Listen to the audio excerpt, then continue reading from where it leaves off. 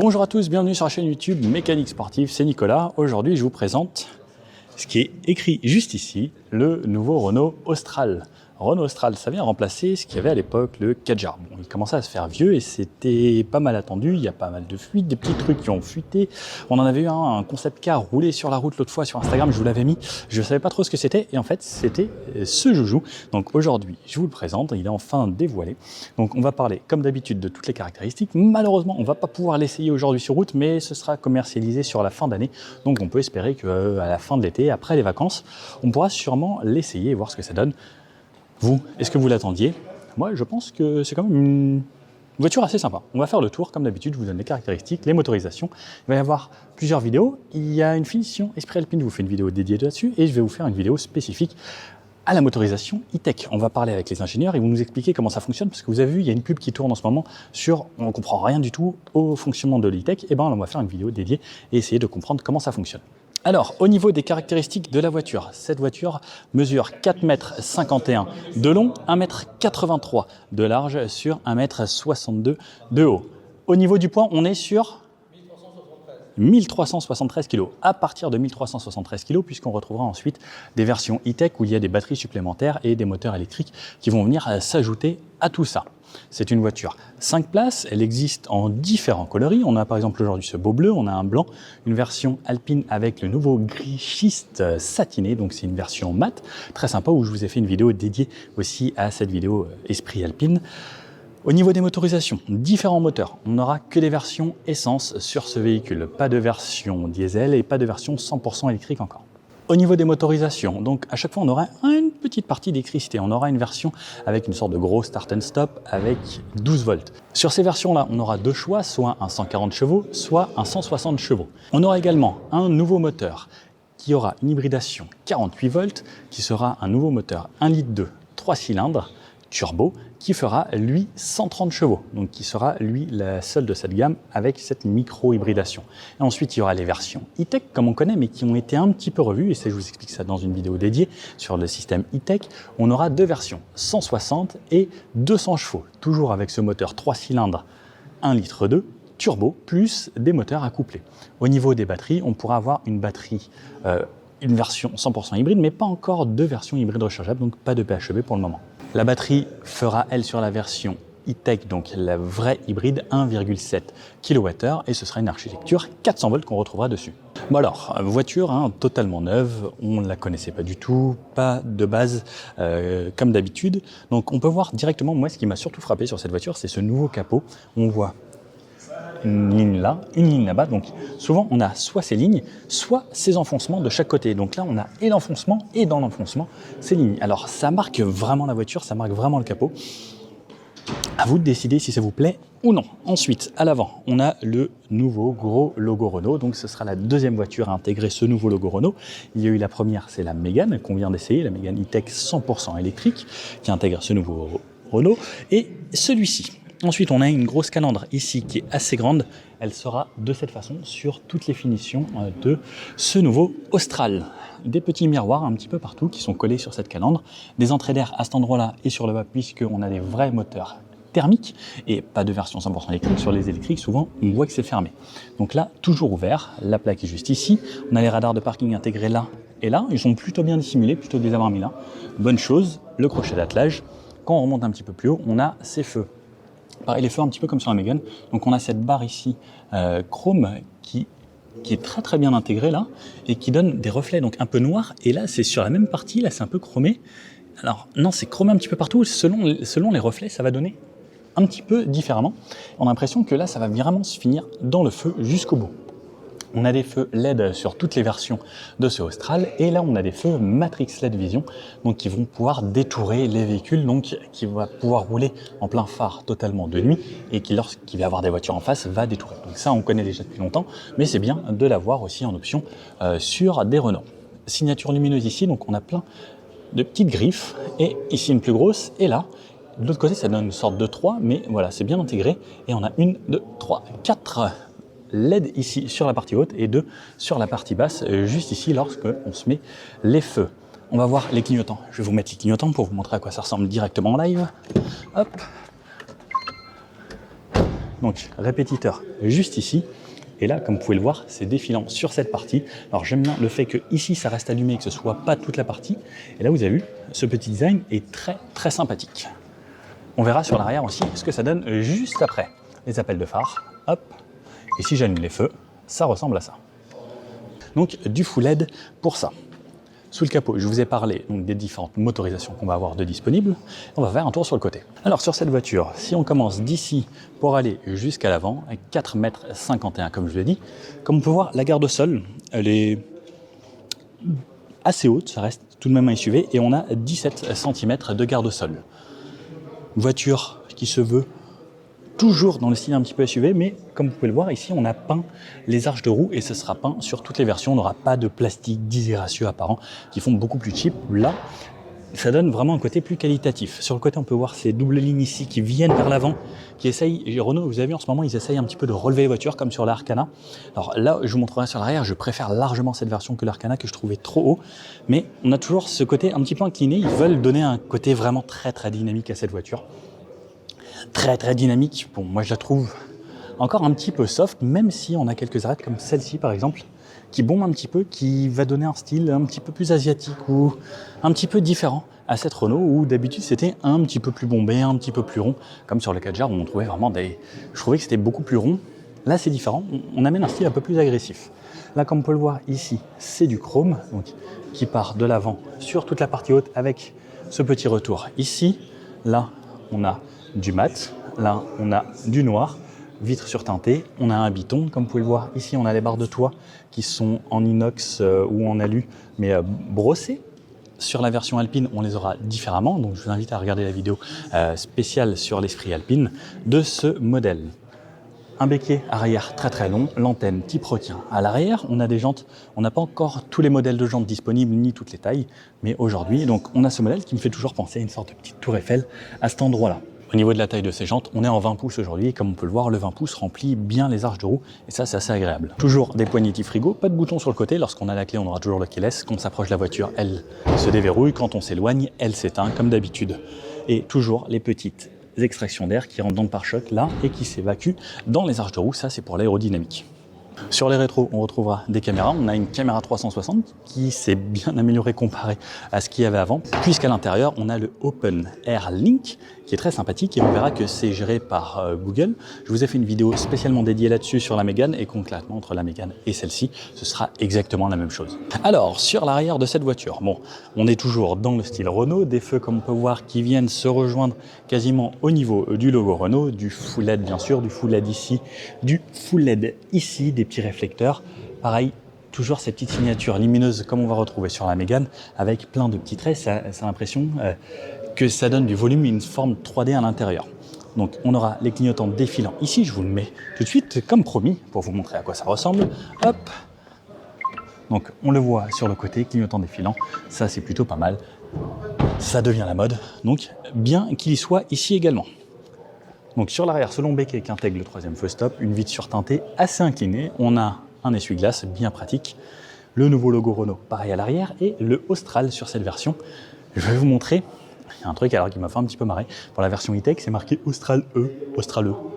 Bon, pas sûr que le mettre là ce soit la meilleure des idées. Pourquoi pas? J'aurais plutôt mis E Austral, moi, pour vraiment dire e-tech Austral plutôt que Austral. Ça fait un petit peu bizarre. La caméra de recul qui se situe juste ici, la plaque, donc là, ici, tout est peint, sauf cette partie, donc le bumper à l'arrière. Alors, c'est bien d'un côté qu'il ne soit pas peint parce que c'est là où souvent les gens vont vous taper lorsqu'on va être stationné en ville. Donc, partie plastique, ça raye pas la peinture, ça abîme un petit peu moins. Par contre, bon, ça fait un petit peu moins quali. Les radars de recul qui sont ici, crochet d'attelage là-bas. Et donc, comme je vous disais, pareil, du full LED ici. Une peinture bleue que j'aime beaucoup. Ça reflète bien, hein, et je trouve que le bleu et le noir, là, ça contraste bien. Ça donne un caractère assez sympa à cette voiture. Au niveau du coffre, on aura plusieurs volumes de coffre disponibles. Ah, celui-ci n'est pas automatique. On aura l'option avec le haillon automatique, par exemple sur la version Esprit Alpine que j'ai essayé, que je présente juste avant, il sera automatique. Au niveau des volumes de coffre, plusieurs volumes de coffre disponibles. 575 pour la version de base, donc sans moteur e-tech, avec les sièges avancés au maximum. on peut faire coulisser la banquette avant de 16 cm sur l'avant et on peut les régler en 3 positions d'inclinaison au niveau du dossier. Donc on pourra avoir maximum 575 ou sinon 500 lorsqu'ils sont reculés de cette façon. Ensuite, en dessous, on a encore un endroit avec un espace de rangement. On pourra mettre pas mal de choses, pas de roue de secours aujourd'hui ou pas de caisson pour la sonorisation. Et si vous prenez une version e-tech, donc où il y aura des batteries, on sera sur 430 litres de chargement à l'intérieur. Qu'est-ce que ça représente? Là, c'est 500 litres. Hop. Donc, avec ça qui est au plus haut, et comme vous pouvez le voir, c'est assez solide. Moi, je fais 75 kg. Il faudrait peut-être que je mange un petit peu moins. Bon, pas mal d'espace. Qu'est-ce que c'est que ça? Ah, ça j'aime bien par contre. Le fait que je puisse rabattre les sièges directement ici. Et niveau distance, alors moi je fais 1m80, j'ai les sièges qui touchent là-bas. Ah, je dépasse un peu, donc je pense qu'on aura environ 1m60 jusqu'à là. Hop. Bon, il y a un petit peu d'espace, donc ça c'est rigide, donc si on veut l'enlever, il faudra la déplacer ou la mettre à l'intérieur. Et on a les banquettes qui se rabattent en 2 tiers, 1 tiers. Fixation top taser et Isofix sur les 2 sièges d'extrémité là-bas. À l'intérieur, on a une petite LED là, des petits crochets, une prise 12 volts juste ici. Et voilà pour le coffre. Et ce qui est bien, vraiment, c'est de pouvoir tirer ça juste d'ici. C'est rare qu'on trouve ça sur une Renault. Un petit truc très sympa sur ce Renault Austral et qu'on retrouve plutôt sur les véhicules plus haut de gamme ou qu'on retrouve déjà chez Renault depuis pas mal d'années, c'est le 4 roues directrices. Donc ça va être très important. On va voir, donc lorsque les roues avant, par exemple, je tourne à gauche là-bas pour avoir un rayon de braquage de seulement 10 mètres 10 pour un gros CSUV comme ça, on va avoir les roues arrière qui vont tourner. Donc si par exemple je tourne comme ça, les roues arrière vont tourner dans le sens opposé pour pouvoir permettre de pivoter sur place beaucoup plus facilement. Au-dessus de 50 km/h, on va avoir les roues qui vont braquer dans le même sens. Donc ça va permettre à la voiture de se déplacer plus facilement entre les fils, par exemple à haute vitesse ou dans un virage. Ça va pareil, tourner beaucoup plus facilement. Donc 5 degrés en dessous de 50 km/h et un seul degré dans le même sens lorsqu'on va dépasser les 50 km/h. Ça, c'est vraiment pratique pour la ville en tout cas. Alors, au niveau des places arrière, voyons voir. Donc là, on a les sièges qui sont rabattus, on n'a pas un plancher totalement plat, surtout qu'on a 2 niveaux à l'arrière dans le coffre. Les sièges restent quand même positionnés assez haut. On les rabat. Alors, ce qui est dommage, c'est que les ceintures se cachent encore derrière et qu'il n'y a rien qui soit fait pour que les ceintures soient sur le côté. Bon, ça c'est un petit détail, mais sur beaucoup de voitures, c'est comme ça. Pensez-y, s'il vous plaît, lorsque vous créez des voitures. Alors, je monte à l'arrière. Tout de suite, je tombe dans une version très sympathique. J'ai les sièges en cuir. Ils sont plutôt confortables. J'aime bien, j'ai l'air d'être vraiment bien maintenu à l'arrière. Ils sont assez creusés. Donc là, on a une finition tout en cuir où c'est perforé. La portière que je viens fermer ici. Alors ça claque assez fort. Portière en plastique sur le haut, sur le bas. Des petits rappels en cuir ici au niveau des accoudoirs et sur l'intérieur de porte. Des petits détails ici, un petit peu façon alu, mais c'est du plastique. Des enceintes qui sont intégrées ici. Des vitres qui sont assez grandes avec l'ouverture de vitre automatique, donc avec l'impulsion en plus à l'arrière. Et je vous avoue que là, je suis pas mal, vraiment. Le grand toit ici vitré, donc qui est panoramique, mais qui ne sera pas ouvrant ni sur la partie avant ni arrière. Ce sera forcément juste une sorte de toit panoramique qu'on peut refermer donc électriquement avec un rideau qui vient le cacher. Mais franchement, je suis vraiment pas mal installé ici. Je suis bien, j'ai de l'espace pour les genoux, j'ai de l'espace pour les pieds sous le siège. C'est agréable, je vais relever mon appui-tête ici. Ouais, je suis bien, j'ai de l'espace, au niveau de la tête j'ai de l'espace. Et ça, là, moi, ça me change la vie, cette grande visibilité sur ce toit panoramique. On est pas mal. Il y a un accoudoir au centre, un accoudoir en cuir, double porte-gobelet. Alors, je vous avoue que comme le porte-gobelet est assez là et l'accoudoir n'est pas très long, si je me mets bien comme ça, en fait, j'ai le coude qui va venir toucher le porte-gobelet. Ça, c'est un petit peu dommage. Jusqu'à là, c'était quasiment parfait là sur l'arrière. Je vous avoue que ce petit porte-gobelet, là, mon coude va pile poil dedans si je veux me mettre dans cette position. Une petite modif là-dessus, ce serait top, Renault, s'il vous plaît. Sinon, je suis bien. J'ai des petites LED ici, donc on touche là et ça reste allumé, mais c'est tactile, ma poignée. L'espace ici dans les sièges, on voit beaucoup mieux que dans la Mégane, c'est à peu près les mêmes sièges, mais là, ils sont beaucoup plus sympas et comme ils sont positionnés plus bas ou moins plus haut, j'ai une meilleure visibilité sur l'avant. Ici, on a un tunnel central. Bon, c'est la plateforme parce qu'on n'a pas 4 roues motrices. Peut-être qu'ils ont pensé une 4 roues motrices. Non, je pense pas. Les ceintures ici donc sont montées et sur des boucles qui bougent, donc lorsque je vais venir m'asseoir ça va pas trop me déranger. Non, parfait, comme ça bouge, ça va. Pareil, ici, alors moi je suis grand. Ah, là si je me mets vraiment droit, j'ai la tête qui va toucher sur le fond là-haut. Alors ça c'est un petit peu dommage. Au niveau des pieds, j'ai de la place, même sur le tunnel, ça va, c'est raisonnable. Moi si je me mets un petit peu plus en avant comme ça va aller. Sur les côtés, donc j'ai la banquette ici, donc en 2/3 qui s'avance de 16 cm, donc je peux régler 16 cm d'avance. C'est ça qui va faire varier le volume du coffre. Et pareil, donc normalement j'ai une petite languette ici qui va pouvoir me faire varier le siège. Donc je vais commencer là et je vais pouvoir, quelques petits degrés d'inclinaison, j'ai pas la valeur précise, mais on peut gérer un petit peu, mais ça change vraiment la vie. Le fait d'être un poil plus incliné, surtout à l'arrière, et là, je me sens vraiment bien et je peux passer du temps et j'ai envie de me faire transporter. Ouais, c'est vraiment pas mal. Des filets ici, dans les sièges ici, on a, je pense que c'est du cuir qui est posé dessus. Les filets, 2 ports USB-C juste ici et les aérateurs pour la clim. Donc ce sera réglé à l'avant, on a un bizone et vous pourrez juste régler si vous voulez de l'air ou pas d'air. Fixation Isofix et Top Taser sur les 2 sièges d'extrémité. Et puis je vous emmène à l'avant, on va découvrir l'avant. Allez, sur l'avant, pendant que les collègues tournent par là-bas, on est dans un petit studio, il y a Monsieur Kwame et Laurent Schmitt. Et je vous emmène à l'intérieur découvrir à quoi ça ressemble. Donc nous voici à l'intérieur du véhicule. Le nouveau volant de chez Renault, donc avec double méplat qui est un petit peu en sorte de parenthèse ici, avec une forme un petit peu différente et que j'aime bien, on dirait un petit peu les volants de voitures de course. Et donc ces nouveaux écrans donc de l'Open Air Link. Sur le côté, on voit que c'est moussé ici.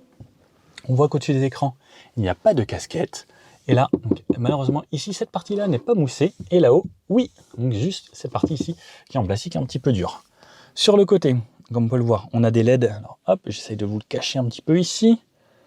On a des LED là, les LED qui font le tour juste ici. Et là également, on a le bouton multisense où on pourra personnaliser pas mal de petites choses. Des parties ici où c'est un peu brillant, la sono Harman Kardon, la poignée pour ouvrir le véhicule. Juste en bas, on trouvera les fenêtres, les réglages des rétros, la poignée ici donc qui nous amène jusqu'en bas. Donc ne mettez pas votre téléphone ici, sinon il va tomber dans le vide-poche. Le vide-poche ici, donc sur une partie toute plastique sur le bas de la porte, comme on peut le voir ici, qui intègre également une enceinte. On aura juste en bas là de quoi ouvrir le capot et le pédalier qui ressemble à ça. On pourra avoir en option le pédalier alu sur l'Esprit Alpine. Un petit vide-poche ici, le frein de parking, donc l'ancien frein à main, le auto-hold, et là quelques réglages. Donc les réglages, celui-ci lorsqu'on va avoir le régulateur qui va nous permettre d'avoir le centrage de voix, on a la conduite de niveau 2 sur ces voitures, ça c'est vraiment un gros avantage, désactiver le SP et la luminosité des écrans dans l'habitacle. Le volant ressemble à ça. Sur la gauche, on va voir toutes nos aides à la conduite. Les aides à la conduite, donc la vitesse plus ou moins, annuler, le limiteur et le régulateur. Si j'active le régulateur ici, plus cette option là, je vais avoir le centrage de voie, donc maintien dans la voie activé. Ça va faire en sorte que la voiture va conduire toute seule. Vous pouvez voir les premiers essais sur la Mégane E-Tech que j'ai fait en vidéo il n'y a pas longtemps, où je l'essaye et ça marche vraiment bien. Régulateur adaptatif contextuel. Contextuel, ça veut dire que selon les conditions, par exemple sur des petites routes de montagne, vous n'avez même pas besoin d'avoir freiné. Lorsqu'il va y avoir des virages, la voiture va s'adapter même s'il n'y a personne devant. Et ça, c'est un vrai plus. Pareil, test lors de la vidéo de la Mégane et on va le retester avec cette voiture un petit peu plus tard. Ensuite, sur le volant, sur la partie de droite, ça va être décrocher aux appels, la commande vocale, changer les informations qu'on va voir là-bas, donc dans l'écran ici. Comme vous pouvez voir, on a un bel écran. Les views, donc ça va être les views différentes. Donc là, comme vous pouvez le voir, on a Google Maps ici, et c'est un vrai Google Maps puisque c'est géré par Google. On peut le voir ensuite ici, lorsque je vais aller dans la carte, avoir la carte, pareil, donc de Google. Là, ici, je peux zoomer, alors désolé pour le scintillement, voilà, et comme vous pouvez le voir, hein, ça marche super bien. Hop, j'ai vraiment tout ce que je veux, et je peux revenir là où je suis situé, par exemple ici, à Aubervilliers. Donc, je peux avoir double écran, et ensuite, je peux changer de vue juste ici, de cette façon.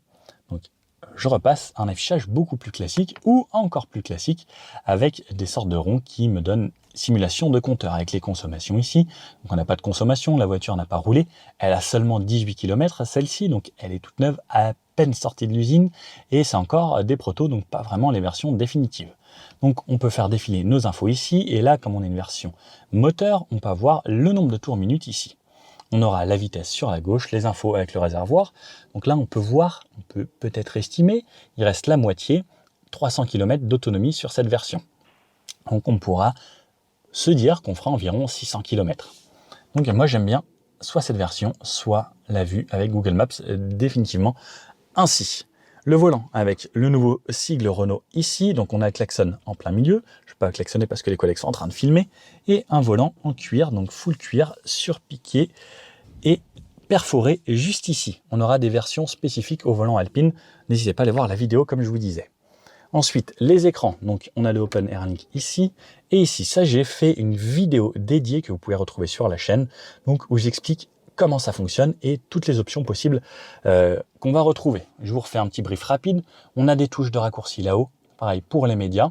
On peut avoir Spotify qui est inclus directement. On a le téléphone, on a des applications ici, donc avec l'Android Auto, l'Apple CarPlay. On peut avoir l'Android Auto et l'Apple CarPlay sans fil. Le Play Store, on peut télécharger des applis. L'agenda, l'assistant Google, Google News, etc., des podcasts, Google Maps, et là-haut, ça va être pour tous les réglages de la voiture. Et ça, pareil, comme je vous disais, j'ai fait une vidéo spécialement dédiée avec toutes les informations et qu'on va pouvoir trouver comme information ici. Le bloc clim qui est toujours en touche physique, alors ça, c'est vraiment une bonne chose. Je monte comme ça, je descends là, et les réglages ici, les warnings, verrouillage. Ensuite, ici, on va avoir de quoi connecter son téléphone, 2 ports USB-C, une petite prise 12 volts juste en dessous, et double porte gobelet. Alors, truc très atypique, assez marrant, on n'a pas vu où recharger son téléphone à induction. Ça va être là. Qu'est-ce que c'est que ce truc? Ça coulisse. En fait, ça c'est un repose-main. On peut se le mettre comme ça pour aller jouer sur l'écran. Donc par exemple, je vais aller là, je peux reposer ma main de cette façon. Bon, pourquoi pas? Bon, sinon c'est assez rigolo. Enfin voilà. On peut l'avancer, le reculer, et on a le chargeur par induction juste ici. C'est original. Plus bas, donc derrière, on a un rangement ici qui est assez profond avec pas mal d'espace et un rangement également ici qui sera assez profond. Donc comme on peut le voir, il va un petit peu plus loin ici. Ça aurait presque été marrant qu'il soit communicant avec l'avant. Hop, donc pas mal de rangements entre là et là, c'est assez profond, plus là votre téléphone, plus encore des rangements là avec le porte-gobelet. Plutôt pas mal. Au niveau des sièges, ça ressemble à ça. Donc là, on a une version cuir sur une version iconique. J'aime bien les petits détails un petit peu dorés, juste ici avec les surpiqûres qu'on retrouve un petit peu sur les appuis-têtes. Ça donne une finition très sympa qu'on retrouve à l'avant et dans les coins sur les côtés à l'arrière et dans les portes. Et regardez à l'arrière, ce que j'aime bien, c'est vraiment ce grand toit, comme on peut le voir juste ici. Les portières ressemblent à ça, donc la vue globale et la vue juste ici. Sur le côté là, ici on peut voir qu'on a du bois, et là c'est pas du plastique, c'est du vrai bois qu'ils nous ont mis ici, du frêne il me semble, si j'ai bonne mémoire. Des aérateurs qui sont situés là, donc sur la longueur, bien intégrés, et pour moi le conducteur j'ai celui-ci, et celui-ci donc sur les deux côtés du volant. Donc vraiment en fait lorsque vous êtes conducteur, cet écran un peu incliné vers vous, celui-ci vraiment face à vous, vos aérateurs, en fait c'est vraiment vous le pilote vu d'ici, donc c'est dédié à votre bien-être. Vraiment, moi, je me sens bien. En fait, j'ai l'impression qu'ils ont vraiment fait attention au conducteur et que tout est dirigé vers moi et j'ai mon cocon à moi, mon atmosphère. Là-haut, rétroviseur sans bord, donc borderless, comme j'aime bien. La petite boîte à lunettes. Alors ça, c'est le petit outil. Et, alors, comment ça fonctionne? Ça c'est pour les parents, ça. C'est à vous de me dire. Voilà. Donc là, je peux voir ce qui se passe à l'intérieur avec les 3 personnes. Ça, j'aime bien, c'est des petits détails sympas. Parce que lorsqu'on parle et qu'on fait du covoiturage, par exemple, on peut voir les autres et on peut se regarder là. Pas mal, ça j'aime bien. La touche SOS et le rideau de quoi refermer. Les touches qui sont ici tactiles pour la lumière. Là-haut, le pare-soleil, qu'on découvre juste ici avec un petit éclairage. Voilà, coucou. De quoi mettre les tickets de péage. Et les micros sont intégrés juste ici, donc pas de micros séparés. Sur le toit ici, comme vous pouvez le voir, on a une texture un petit peu en tissu, un petit peu chino. Donc ça, c'est très sympa. Pareil, c'est pas noir, c'est pas gris. C'est un petit peu un entre-deux. Et pareil, le fait que ce soit pas noir, j'aime bien parce que ça amène un petit peu de luminosité, même si tout le reste de cette voiture est assez foncé. Bon, malheureusement, cette voiture, on ne peut pas l'essayer encore puisqu'elle n'est pas sortie. C'est juste des versions de pré-série qui sont là. C'est juste le reveal international. Donc la voiture est sortie aujourd'hui, enfin est annoncée aujourd'hui et sera commercialisée au dernier trimestre de l'année.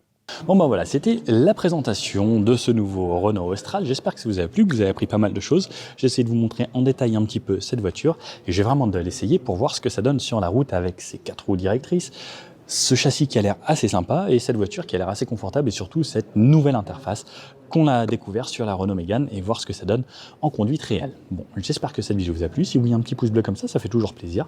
N'hésitez pas à vous abonner et si vous avez des questions, n'hésitez pas à les mettre dans les commentaires. Je ferai mon maximum pour vous répondre et je vous dis à bientôt pour une prochaine vidéo. Ciao!